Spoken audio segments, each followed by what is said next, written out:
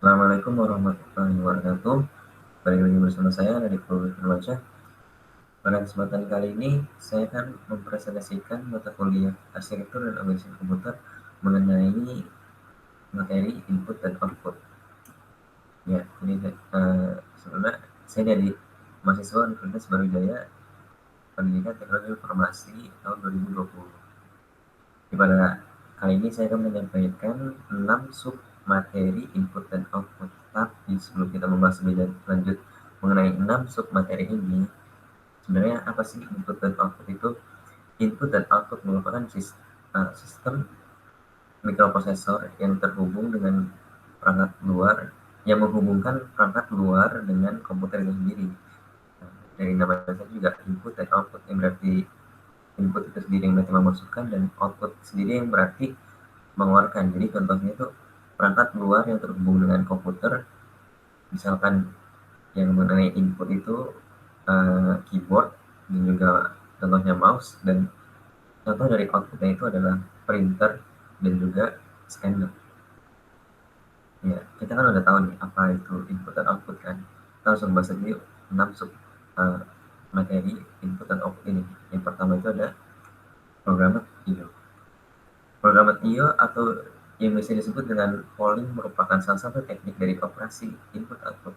Proses ini bermula ketika CPU atau Control Processor Unit melakukan pengecekan kepada modul dan menjumpai set instruksi yang berkaitan dengan modul input-output. Untuk melaksanakan perintah-perintah input-output, CPU akan mengeluarkan sebuah alamat bagi modul input-output dan perangkat periferalnya, sehingga terspesifikasi secara khusus dan sebuah perintah input-output yang akan dilakukan. Jadi program ini melakukan pengecekan yang diperintahkan oleh input-output untuk selanjutnya dilanjutkan ke CPU. Jadi di program ini akan dicek yang telah dimasukkan oleh CPU ini akan dicek oleh programmer IO ini. Yang kedua ada input-output modules. Modul input-output merupakan peralatan antarmuka atau interface bagi sistem bus atau switch sentral dan mengontrol satu atau lebih perangkat periferal. Adapun fungsi utamanya yaitu kontrol dan timing, komunikasi prosesor, komunikasi antar periferal, deteksi error yang terjadi pada periferal, dan data buffering. Jadi di input output modul ini diatur gitu hubungan yang antar komponen-komponen itu akan diatur oleh input output modul sendiri. Komunikasi antar periferalnya, terus juga kontrol timing, komunikasi prosesor juga, terus juga mendeteksi error-error yang terjadi di periferal itu sendiri. Nah, yang ketiga ada Direct Memory Access. Direct Memory Access atau DMA merupakan suatu alat pengendali khusus yang disediakan untuk memungkinkan transfer blok data langsung antar perangkat eksternal dan memori utama tanpa intervensi terus-menerus dari prosesor.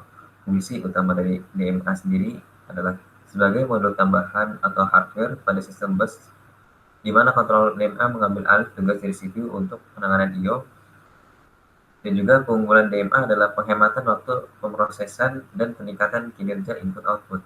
Adapun dua jenis DMA itu third party DMA dan juga first party DMA.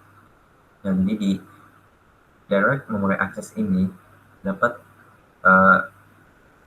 mempermudah dan penghematan saat memproses kinerja input-output. Jadi DMA ini mengambil alih tugas dari CPU untuk penanganan input-output itu sendiri. Jadi dengan direct memory access ini pengerjaan itu menjadi lebih ringkas, lebih efisien, dan juga waktunya dapat disingkatin lagi. Yang keempat ada interrupt driven input output. Interrupt input output adalah cara untuk mengontrol aktivitas input atau output, di mana perangkat atau terminal yang perlu membuat atau menerima transfer data mengirimkan sinyal. Jadi bisa dibilang interrupt driven input output adalah skema alternatif dari input output. Kelebihan dari interrupt driven input output sendiri ini adalah peniadaan waktu tunggu CPU sehingga mempercepat proses CPU. Adapun kelemahannya itu masih memerlukan intervensi aktif prosesor dalam memindahkan data.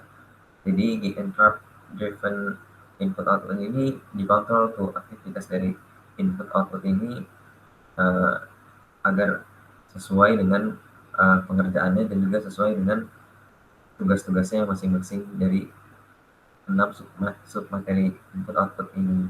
Jadi, selanjutnya ada external devices. Operasi input output dilakukan melalui perangkat eksternal yang menyediakan sarana pertukaran data antara lingkungan eksternal dan komputer. Perangkat eksternal dipasang ke komputer melalui tautan ke modul input output. Ada dua kategori external devices, yaitu human readable dan machine readable. Jadi external devices ini bisa diartikan sebagai perangkat luar yang tidak terhubung dengan komputer. Jadi perangkat ini tuh terpisah gitu dari komputer itu sendiri, namun bisa dihubungkan baik itu melalui kabel atau melalui Bluetooth. Dari namanya saja sudah external devices, itu berarti di luar devices atau di luar komputer itu sendiri. Jadi perangkat yang tidak terhubung langsung oleh komputer. Selanjutnya ada atau yang terakhir input output channel and processor. Channel atau saluran adalah komponen perangkat keras independen yang mengkoordinasikan semua input output ke satu set pengontrol.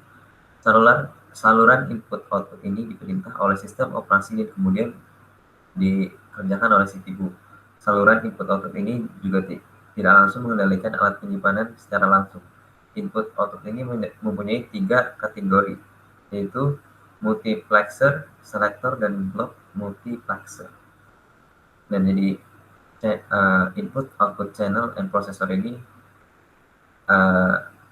gunanya atau tugasnya untuk mengkoordinasikan semua input output ke satu set pengontrol. Jadi istilahnya tuh kayak yang pemersatu gitu dan mengkoordinasikan semua sub-sub materi input output ini agar bisa terkoordinasikan dengan baik, yaitu dilakukan oleh input output channel dan prosesor itu sendiri.